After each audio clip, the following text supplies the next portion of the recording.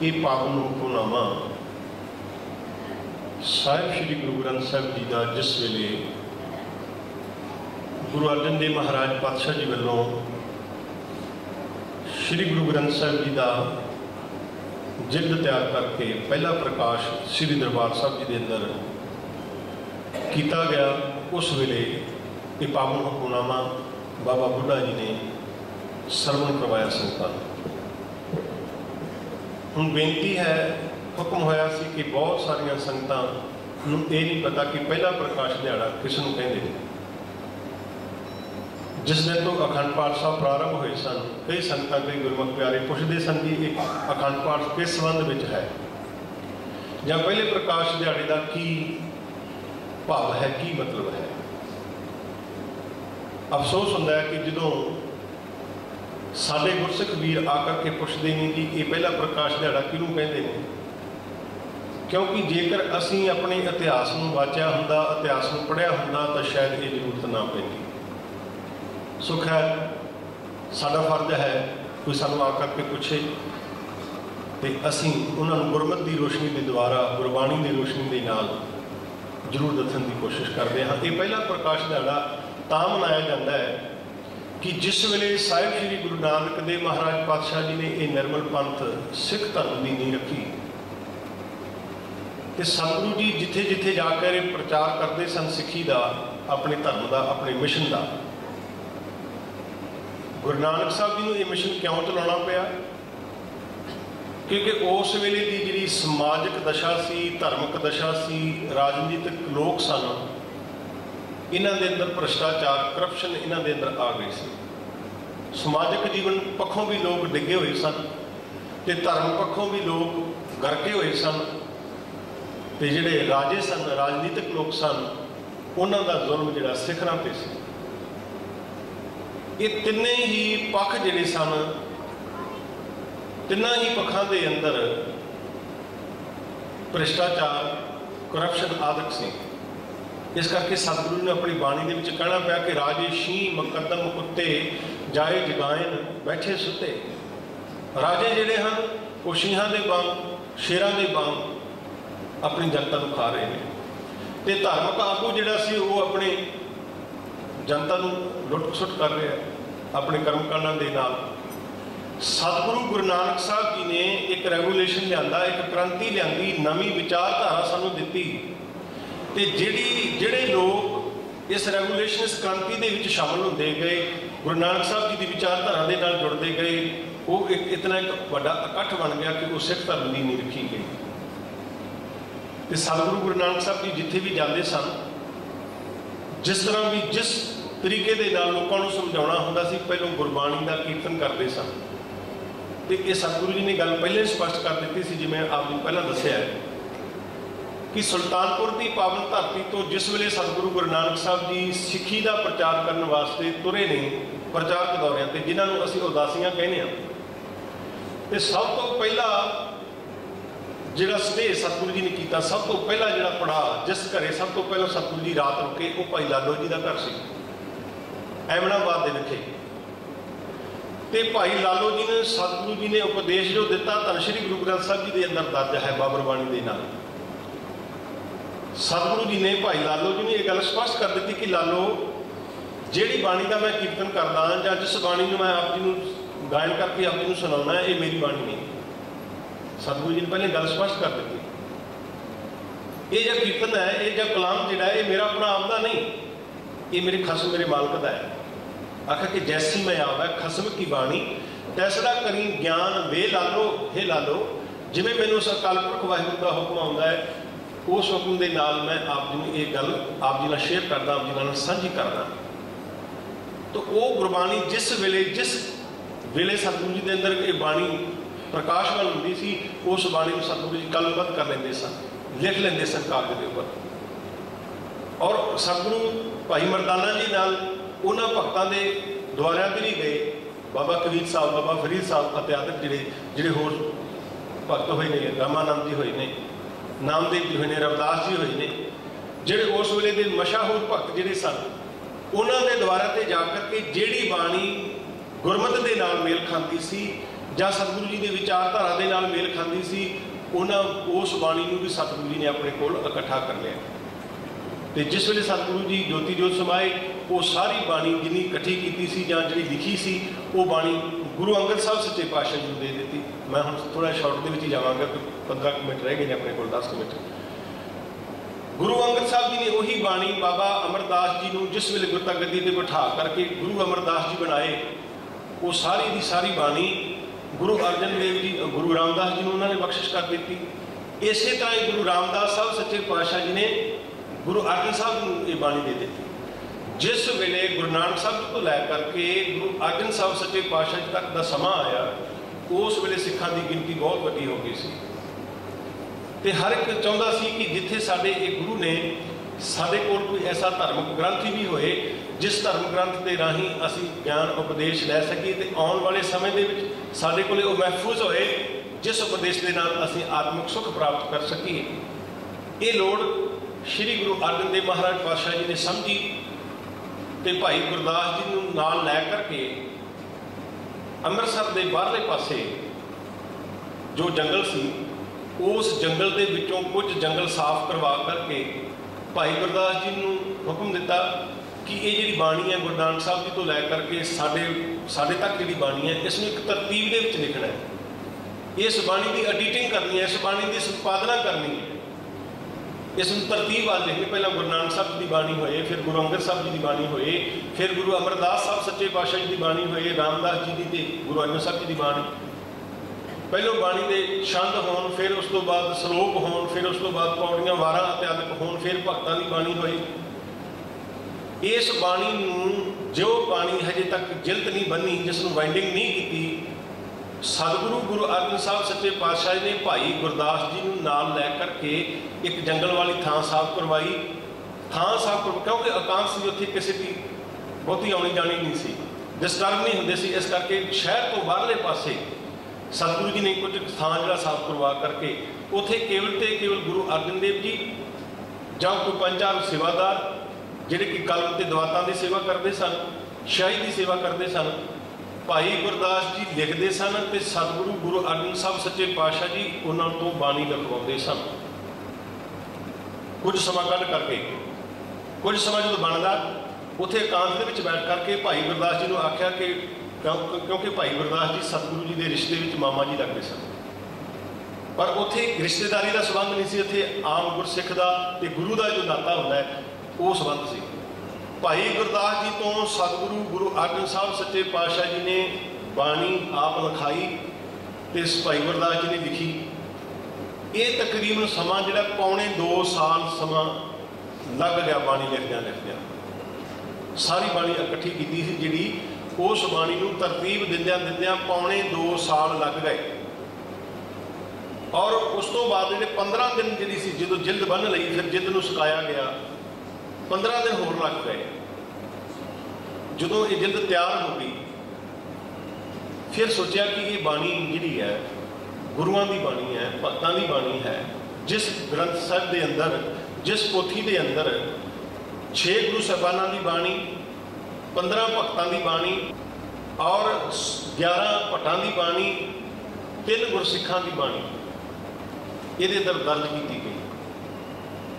ਫਿਰ ਜਿਸ ਵੇਲੇ ਇਹ ਜਿਲਦ ਤਿਆਰ ਹੋ ਗਈ ਤੇ ਸਤਿਗੁਰੂ ਗੁਰੂ ਅਰਜਨ ਦੇਵ ਮਹਾਰਾਜ ਪਾਤਸ਼ਾਹ ਜੀ ਕਹਿੰਦੇ ਕਿ ਹੁਣ ਇਸ ਬੀੜ ਨੂੰ ਕਿੱਥੇ ਪ੍ਰਕਾਸ਼ ਕਰਿਆ ਜਾਏ, ਜਿਸ ਨੂੰ ਕਿੱਥੇ ਰੱਖਿਆ ਜਾਏ।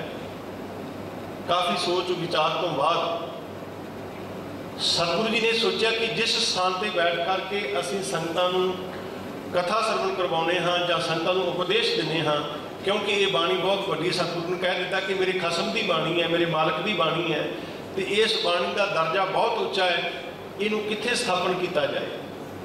ਤੇ ਜਿਸ ਦਿਨ ਬਾਣੀ ਦੀ ਜਿਲਦ ਤਿਆਰ ਹੋ ਗਈ ਇਸ ਬੀੜ ਦੀ, ਅਸੀਂ ਅੱਜ ਪਹਿਲਾ ਪ੍ਰਕਾਸ਼ ਦਿਹਾੜਾ ਨਹੀਂ ਮਨਾ ਰਹੇ, ਇਹਦੇ ਨਾਲ ਅਸੀਂ ਸੰਪੂਰਨਤਾ ਦਿਵਸ ਵੀ ਮਨਾ ਰਹੇ ਹਾਂ। ਸੰਪੂਰਨਤਾ ਤੋਂ ਭਾਵ ਜਿਸ ਦਿਨ ਇਹ ਬਾਣੀ ਕੰਪਲੀਟ ਹੋ ਗਈ, ਇਹ ਬੀੜ ਕੰਪਲੀਟ ਹੋ ਗਈ, ਉਸ ਨੂੰ ਸੰਪੂਰਨਤਾ ਦਿਵਸ ਮਨਾਇਆ ਜਾਂਦਾ ਹੈ। 31 ਤਰੀਕ ਦੀ ਰਾਤ ਨੂੰ ਹਰਿਮੰਦਰ ਸਾਹਿਬ ਵਿਖੇ ਅਰਦਾਸ ਹੁੰਦੀ ਸੰਪੂਰਨਤਾ ਦੀ, ਔਰ 1 ਤਰੀਕ ਨੂੰ ਜਿਹੜਾ ਪਹਿਲਾ ਪ੍ਰਕਾਸ਼ ਦਿਹਾੜਾ ਮਨਾਇਆ ਜਾਂਦਾ ਹੈ। तो सतगुरु जी ने सोचा कि हुण इस बीड़ नूं स्थापन कित्थे कीता जाए। ये बाणी जिहड़ी इतनी पवित्र गुरबाणी है उस अकाल पुरख वाहिगुरू की धुर दरगाह दे विचों जिहड़ी बाणी बख्शिश हुई है, इहनूं हुण रखिया कित्थे जाए। विचार हुई संगतां नाल, गुरसिखां दे नाल विचार कीती कि इस बाणी का प्रकाश नेता प्रति हरमंदर साहिब विखे होएगा, जिथों असीं आप नूं उपदेश करते हैं। हुण ये विचार हुई कि ये इतनी पवित्र बाणी है, तो इस पवित्र बाणी नूं जिथे इसनूं कंप्लीट किया गया, जिथे इसनूं संपूर्ण किया गया, इथों लै करके हरमंदर साहब तक जो लैके जाना है, तो उसके किसने सीस से सुशोभित होए। फिर उस वेले सतगुरु जी ने चोण बाबा बुढ़ा जी की की कि इस पावन पवित्र बीड़ का जिहड़ा जिस बीड़ ने जिस सीस से चुकया जाना है, वो बाबा बुढ़ा जी का सीस होएगा। फिर बाबा बुढ़ा जी को चुनिया गया, तो सतगुरु गुरु अर्जन साहब सच्चे पातशाह जी ने वो पूरी बीड़ बाबा बुढ़ा जी के सिर पर रख करके आप चौर किया, नंगे पैरी उस स्थान तो, उस जंगल तो, जिहड़ा अज गुरुद्वारा रामसर बनया होया है। आप जी किते दर्शन करन जाओ तो गुरुद्वारा रामसर है, जिथे इस बीड़ नूं लिखिया गया है, जिथे इस बीड़ नूं तैयार किया गया। अज भी गुरु ग्रंथ साहब जी की जिथे बीड़ां की स्वरूपां की छपाई होंदी है, जिथे प्रैस लग्या वो भी उस स्थान पर ही है। गुरु रामदास जो बनया होया, गुरु रामसर जो तीर्थ है उत्थे बनया होया। तो उतों लै करके सतगुरु गुरु अर्जन साहब सच्चे पातशाह जी ने आप नंगे पैरी चौर किया, बाबा बुढ़ा जी के पावन शीश से ये बाणी रख करके 1 सितंबर वाले दिन जिसमें असीं अज मना रहे हैं, दरबार साहब के विखे आ करके सतगुरु जी ने प्रकाश किया। बाबा बुढ़ा जी ने यह हुक्म किया कि इस पावन बाणी को प्रकाश करो, तो ये आवाज़ा लो। उस वेले के जिहड़े बोल सन ना सतगुरु जी के, सतगुरु जी ने बाबा बुढ़ा जी ने आख्या कि ये आवाज़ा लो। आवाज़ा लैन तो भाव हुक्मनामा लो, की वाकई सानूं की हुक्म होया है। तो जिस वेले सतगुरु गुरु ग्रंथ साहब जी का प्रकाश किया, बाबा बुढ़ा जी ने जो आप जी ने शब्द सरवण किया कि संतां के कारज आप खलोया, हर कम करावन आया राम। उन्हां संतां दे कारज दे विच आप अकाल पुरख आप खलोता है। उस अकाल पुरख ने आप सहाई होकर के ये बीड़ तैयार करवाई है, इसकी संपूर्णता बख्शिश की है। तो सतगुरु गुरु अर्जन साहब सच्चे पातशाह जी ने फिर उस दिन तो हरमंदर साहब के अंदर बीड़ प्रकाश करनी आरंभ कर दी। जिस स्थान पर सतगुरु जी आप बैठते सन, उस स्थान पर इस पोथी साहब का, क्योंकि उस वेले इसका पोथी नाम रखा गया से, पोथी परमेश्वर का थान गुरबाणी के अंदर दर्ज है। पोथी परमेश्वर का थान इन पोथी साहब किया जाता है, और उस पोथी के विचों कुछ शब्दों को पढ़ करके सुनाया जाता है। सतगुरु गुरु अर्जन साहब सच्चे पातशाह जी आप संगतां नूं विचार करके दसते सन, आप कथा उस बाणी की करते सन निता प्रति। अज तक भी ये मर्यादा सी, अंग्रेज़ों के समय तक ये मर्यादा सी, महाराजा रणजीत सिंह के समय तक ये मर्यादा सी कि गुरु ग्रंथ साहब का प्रकाश होंदा सी, कीर्तन तो बाद कथा भी होया करती सी। पर लेकिन अंग्रेज़ों ने आकर के ये सारा सिस्टम बंद कर दिता है। जो उन्होंने राज होया, उन्होंने दसिया कि सिख इतने ताकतवर क्यों होंगे ने। किसी ने आख्या कि जी कथा होंगी है ना दरबार साहब के अंदर, वो ये पावर लेंदे ने, शक्ति लेंदे ने, तां तुहाडे नाल ये लड़ते हैं। उन्होंने किसी ना किसी तरीके दे नाल ये कथा बंद कर दी, जकारा बंद कर दिता। जो दोहरा असीं पढ़ते सन गुरु मान्यो ग्रंथ वाला आग्या भैया काल की, ये दोहरा भी बंद कर दिता, क्योंकि सब चढ़ती कला के प्रतीक सन। इस करके अंग्रेज़ों ने बंद कर दिता। जिस वेले अंग्रेज इतों गए उदों तक ये मर्यादा पक्की हो चुकी सी। अज तक सिख उस मर्यादा को मनते आ रहे हैं जिहड़ी अंग्रेज़ों ने लागू की। पर जी किसी ने साडा इतिहास पढ़ के नहीं वेख्या कि गुरु अर्जन साहब जी रोजाना नित प्रति कीर्तन तो बाद गुरबाणी की विचार करते सन, संगतां नूं कथा करके सुनाते सन। महाराजा रणजीत सिंह के समय तक कथा दरबार साहब के अंदर होंदी रही। फिर सतगुरु जी ने वेख्या कि ये बाणी इतनी महान है, इसका प्रकाश का जिहड़ा असीं कर दिता, हुण इसका सुखासन कित्थे होए। आप सतगुरु जी नीवें बैठते सन, नीवें स्थान पर बैठते सन, बाणी जी बनाई गई सी उस तो थले बैठते सन। हुण विचार हुई कि इसका हुण सुखासन कित्थे होए। जिस कोठे के अंदर सतगुरु गुरु अर्जन साहब सच्चे पातशाह जी आप विश्राम करते सन रात को, उस कोठे के अंदर विचार की गई कि उस कोठे के अंदर उस पलंग के उपर, उस बैड के उपर इस ग्रंथ साहब जी का सुखासन होए। तो आप सतगुरु जी थले चादर विछा करके सौंदे सन। सारी तय जिंदगी जितना चर सतगुरु जी शरीर करके रहे, तय जिंदगी चादर विछा करके अपने पलंग के हेठां सौंदे सन। अज भी कैसी मर्यादा, तुसीं कदे दर्शन करो कोठा साहब दे, जो कि अकाल तख्त ਸਾਹਿਬ ਦੇ ਵਿੱਚ है। अज भी गुरु ग्रंथ साहब जी का जिथे सुखासन किया जाता है उहदे नाल हेठां एक चादर विछाई जाती है। अज भी ये मर्यादा चलती पई अकाल तख्त ਸਾਹਿਬ के उपर, जो मर्यादा गुरु अर्जन साहब जी तो चलती आ रही सी। ये प्रतीक सी कि निमरता का प्रतीक सी, गुरबाणी का सत्कार का प्रतीक सी। गुरु साहब कितना सत्कार करते सन, पर लेकिन गुरु की साध संगत जी दुख होंदा है कि जो गुरु ग्रंथ साहब जी के बीड़ नूं असीं शरीरक तौर पर भी बेअदबी करते हाँ, सिद्धांतक तौर पर भी बेअदबी करते हैं। आप जी ने शायद पता लग गया होगा कि परसों 31 तरीक को सान्हेवाल लुधियाने विखे जिहड़ा कि प्रकाश दिहाड़ा असीं अज मना रहे हैं, इन्हां दे संबंध में अखंड पाठ साहब प्रकाश सन। सान्हेवाल जो लुधियाने के नाल ही लगता है, उत्थे गुरु ग्रंथ साहब जी के पहले प्रकाश दिहाड़े को मुख रखते हुए अखंड पाठ चल रहा सी। 31 तरीक की अद्धी रात सी, 12 बजे का समा सी। कुछ क शरारती लोग जिहड़े कि बिहार के भईए जिहड़े पंजाब दे विच आ करके रहिंदे ने, उन्होंने शराब पी करके जो रात को आए, दरबार साहब का दरवाजा इट दे नाल तोड़ करके, शीशे का दरवाजा सी तोड़ करके चलते हुए अखंड पाठ साहब दे विच जिहड़ा सिंह बैठा पाठ कर रहा सी, पहलों उसनूं फड़ के धूप के थले सुट्टिया, सुट करके गुरु ग्रंथ साहब जी पीढ़े के उपर थले सुट के उन्होंने सफ़े जिहड़े सन विचों खिच खिच के पाड़ दिते। उत्थे कुछ प्रबंधक सन या सेवादार सन, उन्होंने पता लग्या, उन्होंने कुटमार की थोड़ी बहुती करके उन्होंने थाने भेज दिता। थाने भेजे जो नाल दे बंदे सन वो भी फड़ लए, पुलिस स्टेशन के अंदर उन्होंने हवालात बंद कर दिता। एक कुबे पिंड का अणखी सिंह जिसका नाम मनदीप सिंह है, जो उसको पता लगा कि इन्होंने भाइयों ने गुरु ग्रंथ साहब जी की प्रत्यक्ष तौर पर शरीरक बेअदबी की है, तो उन्हें थाने जा करके उन्होंने दोनों भाइयों को गोली मार के मार दिता है। ये कल की घटना है, कल परसों रात की है, कल सारे नूं पता लगा है।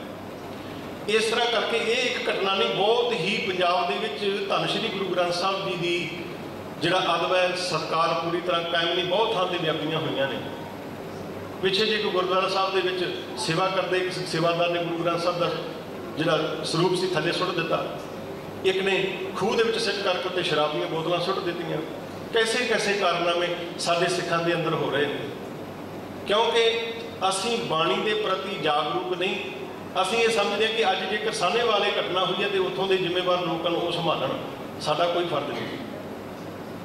जिथे असी सतगुरु गुरु ग्रंथ साहब जी का बाहरी सत्कार करते हाँ, उत्थे सानू अंदरूनी सत्कार भी बहुत जरूरी है, क्योंकि बाणी साडी जीवन की जांच है।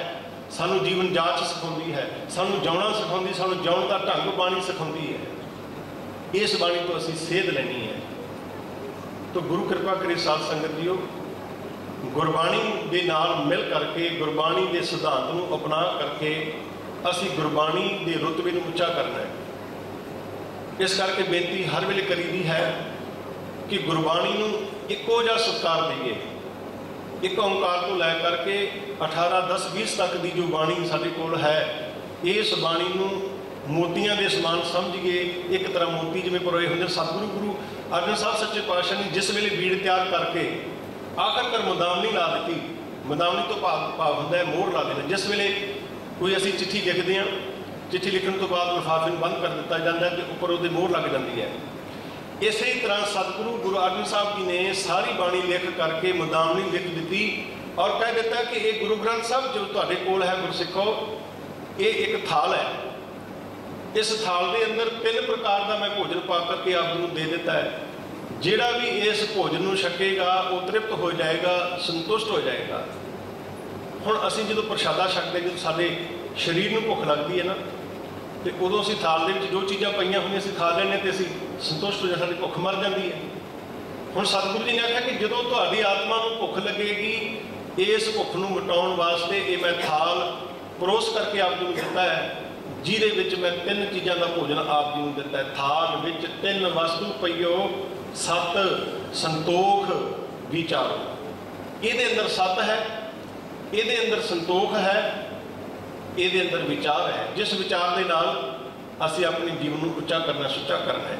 तो इस करके बाणी के अंदर असी कदे विदकरा ना पाइए कि आ शब्द लै लईए कि इस शब्द के नाल साडियां बीमारियां ठीक होणगियां, जां आ शब्द लै लईए असी मुकदमा जित जावांगे जी, जां आ शब्द लै लईए साडे बच्चे इम्तिहानां च पास हो जाएंगे। इस तरह का कोई भी विधान गुरबाणी के अंदर या गुरमत के विच नहीं है। जेकर विधान है तो गुरु ग्रंथ साहब जी के अगे अरदास बेनती का है। जिस वेले साहिब श्री गुरु हरगोबिंद महाराज पातशाह जी को चेचक की बीमारी हुई, चिकन पॉक्स जो 6वें पातशाह को होया, बहुता लोगों ने आ करके गुरु अर्जन साहब जी ने सलाह दी कि सतगुरु जी ये तुहाडे बच्चे नूं, तुहाडे साहिबजादे नूं ना माता हो गई है, ये माता निकल आई है तुहाडे बच्चे नूं, ते आप ऐ करो इस बच्चे नूं लै करके शीतला माता दे लैके जाओ, उत्थे जाके जो भी पुण्यदान जो पूजा तुसीं करो तो ये बच्चा ठीक हो सकता है। पर सतगुरु जी ने यह नहीं किया। सतगुरु जी ने अरदास बेनती गुरसिखां नूं नाल लैके अकाल पुरख अगे अरदास बेनती की, तो उस अरदास बेनती के नाल साहिबजादा साहिब श्री गुरु हरगोबिंद साहब सच्चे पातशाह जी तंदुरुस्त होए। हर गोबिंद नवां नरोआ, तां नवां नरो होया। सतगुरु जी कह लगे शीतला ते राखिया बिहारी। सतगुरु जी ने ये सारिया गल्लां जिहड़ियां अरदास दे नाल संपूर्ण होईयां उन्हां दा जिक्र गुरबाणी दे अंदर कीता है। फिर जिस वेले लाहौर के अंदर सतगुरु जी जो लाहौर के अंदर अकाल पिया, उत्थे एक बीमारी पई, गिलटी ताप जिसनूं कहंदे सन, गल के अंदर एक गिलटी पैदा हो जाती सी, बुखार चढ़दा, एक गंढ पैदा होंदी, उस गंढ के नाल ते बुखार के नाल मरीज जिहड़ा मर जांदा सी। ਉਹਦੇ नाल ही क्योंकि छुआछूत का रोग सी, ਉਹਦੇ नाल ही कोई होर कोई पिया उसनूं भी नाल हो जाना। इतिहास दसदा है कि जिस वेले उस मरे हुए मरीज नूं जदों दफना करके आउंदे सन जां उसनूं संस्कार करके जो वापस आउंदे सन, घर में 2 जी होर पए हुंदे सन, वो मर जाते सन। तो इस हालातों के विच कोई भी उन्होंने कोल जाण नूं तैयार नहीं सी। ते उत्थे साहिब श्री गुरु अर्जन देव महाराज पातशाह जी आप पहुँचे, अपने परिवार को लै करके, किसी गुरसिख नूं नाल लैके नहीं गए भी कल ये ना कह दे कि गुरसिखां नूं नाल जाके ते गुरु जिहड़ा अपने सिखां नूं मरवाउंदा पिया। माता गंगा जी साहिब श्री गुरु हरगोबिंद साहब पातशाह जी जदों कि 2 साल की उन्होंने उम्र सी, ते आप सतगुरु गुरु अर्जन देव महाराज पातशाह जी भाई गुरदास जी नूं आगरे विखे भेजिया, विदेशों के विच भेजिया। अपनी दसवंध की जिहड़ी माया सी, उस दसवंध की माया के नाल जड़ियां बूटियां मंगाइयां, दवाइयां मंगाइयां, दवाखाना खोलिया जिसनूं अज असीं हस्पताल कहते हैं। सतगुरु गुरु अर्जन साहब जी ने अपने दसवंध के नाल दवाखाना खोलिया, उस दवाखाने के अंदर आप हथीं दवाइयां रगड़ करके उन्होंने मरीजों को दिंदे सन जिन्हां दे कोले कोई जाण वास्ते कोई तैयार नहीं सी। उन्होंने मरीजों को दवाइयां के नाल ठीक किया सतगुरु जी ने। तो जो असीं गुरबाणी की रोशनी के वेखते हैं कि सतगुर अंदरों निर्वैर है, सतगुरु सारिਆਂ ਦੇ नाल अंदरों निर्वैर, सारिਆਂ ਦਾ भला मनाउंदे हैं, किसी को बुरा नहीं करके मनते। सतगुरु जी एक समान ये नहीं कि मैं इसनूं ठीक कर दिता है या उसनूं ठीक नहीं कर देना। उत्थे विधान है गुरु की साध संगत जी अरदास का, अरदास के नाल मनुख ठीक हो सकता है। पर लेकिन माफ़ करना कि असीं गुरबाणी दी पंक्तियां नूं असीं चुन लिया, सिलैक्ट कर लिया कि इन्हां पंक्तियां दे नाल साडीआं बीमारियां ठीक होणीआं, ये कदे भी गुरु की साध संगत जी मुमकिन नहीं है। जेकर मुमकिन है तो अरदास है, पूर्ण गुरबाणी ते भरोसा है, समुची गुरबाणी ते भरोसा है कि साडे तन दे रोग भी ठीक होणगे ते साडे मन दे रोग भी ठीक होने ने। ते उत्थे सतगुरु जी ने आप हथीं दवाइयां बना करके उन्हां मरीजां नूं दित्तियां, आप हस्पताल बना करके अपने दसवंध की माया के नाल उन्हां लोकां दी सेवा आप सतगुरु जी ने कीती ते वो लोग तंदुरुस्त होए। जिथे किते भी सतगुरु जी ने लोड़ पई, 6वें सतगुरु जी बीमार होए, 1 बारी 2 बारी होए, कितनी बार सतगुरु जी ते हमला किया पिरथी चंद ने, उन्होंने हमलों तो भी सतगुरु जी कहते हैं कि मैनू मेरे अकाल पुरख वाहिगुरू अगे मैं अरदास की, उस अरदास के नाल मेरा बच्चा जिहड़ा है तंदुरुस्त होंदा रहा है। हर गोबिंद नवां नरवा, हर धार प्रभ कृपा हाथ दे रखिया, हर गोबिंद नवां नरवा। उस अकाल पुरख वाहिगुरू ने अपना हाथ दे रख करके मेरे पुत्र हर गोबिंद को बचाना की वड्डी आरजा हर गोबिंद की। तो कितनी बार सतगुरु जी गुरबाणी का जिक्र किया है। इस करके असीं भरोसा करिए संपूर्ण धन श्री गुरु ग्रंथ साहब जी की पवित्र गुरबाणी ते, जिन्हां दा अज असीं प्रकाश दिहाड़ा मना रहे हाँ। प्रकाश दिहाड़ा मनाउणा साडा तां ही सफल है जेकर असीं गुरबाणी तो कोई सेध लईए। बाणी असीं पढ़ी जा रहे हैं, पर पढ़न तो भाव की है, पढ़ पढ़ गड्डी लगियां, पढ़ पढ़ भरियां साथ, पढ़ पढ़ पढ़न दे नाल जिहड़ा कि असीं गड्डियां दे गड्ढे लद लए, ज्ञान दे असीं गड्ढे लद लए। पर सतगुरु जी कहते हैं कि पढ़े सुनी क्या होई, जो सहज ना मिले सोई। जेकर पढ़न दे नाल सानूं गुरबाणी दे विचों सेध नहीं मिली, फिर साडा पढ़ना भी किस काम का है।